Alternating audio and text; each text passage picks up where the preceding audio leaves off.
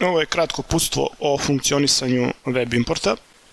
Web import je funkcionalnost Celtico softvera koja vam pomaže da jednostavno uvezete artikle, njihove cene, lager, kao i sadržaje koji šalju dobavljači.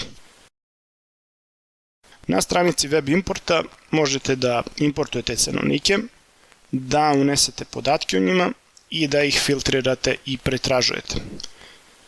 Dobavljači uglavnom šalju cenovnike koji nude opciju automatske sinhronizacije cena i količina, ali mogu da šalju cenovnike kod koji su cena, lager, slike i ostali sadržaji nemaju automatsku sinhronizaciju. Svi cenovnici, bilo da su bez automatike ili sa automatikom, se učitavaju jednokratno od strane naših programera i nakon što su učitani mogu da se izaberu u padajućem meniju. Ove cenovnike koji nemaju automatsko ažuriranje cena i količina možete ručno da ažurirate kroz web import.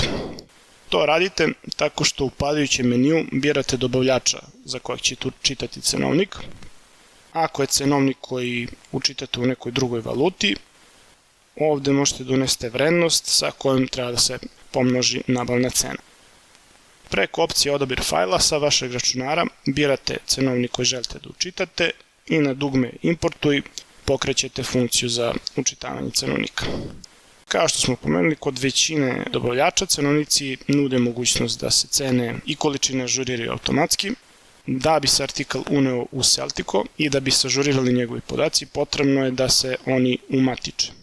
Artikle možete umatičiti u Celtico ručno ili automatski. Za ručno umatičenje prvo je potrebno da se odaberu artikli i da se u delu rad sa artiklima unesu podaci o artiklima. Tu imamo grupe, one se logično koriste za dodelu grupa odabranim artiklima. Ako se grupa ne nalazi u padajućem meniju, onda možete da kliknete na plus. Plus vas vodi na stranicu šifarnici gde se kreiraju grupe. Uvek gledajte da dodelite artikl u krajnju grupu. Isto to važi i za proizvođače. PDV se koristi da dodelite PDV artiklu, marža se koristi da maržirate artikle u procentima, MP dodaje maržu za maloprodajnu cenu, web marža dodaje maržu za web cenu koja se prikazuje kupcima na webu. Dodela količine je opciona. Nakon što ste popunili podatke, klikom na unesi nove, umatičavate artikle. Sve artikle koje šalje dobavljač možete da filtrirate po filterima u gornjem delu stranice. Možete, na primjer, da filtrirate artikle koje smo već umatičili, koji imaju lager kod dobavljača. Ako je štiklirano najniža nabavna cena, ako je štiklirano da, onda se prvo pokazuje artikl sa najnižom nabavnom cenom. Ako je štiklirano nova nabavna cena, onda prikazuje artikla koji su imali promenu nabavne cene. Ako je štiklirano ne, prikazuju se artikli koji nisu imali promenu nabavne cene. Aktivni su artikli koji su obeleženi kao aktivni u Celticu, u meniju artikli. Povezani su artikli koji imaju više šifara kod dobavljača, to ćemo objasniti kasnije.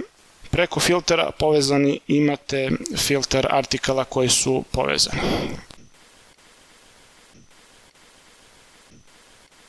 Dobavljači za artikle šalju različite sadržaje, poput opisa, karakteristika, specifikacija, slika i preko filtera možete proveriti da li dobavljači šalju ove sadržaje. Pretraga pretražuje po ID-u, to jest šifri dobavljača i po nazivu artikla.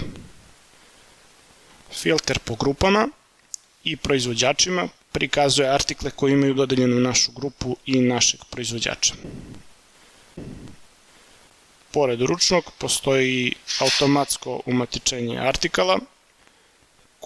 Kad povežete grupe i proizvođače sa grupama i dobavljačima iz Celtica, svi artikli tih grupa će biti automatski umatičeni.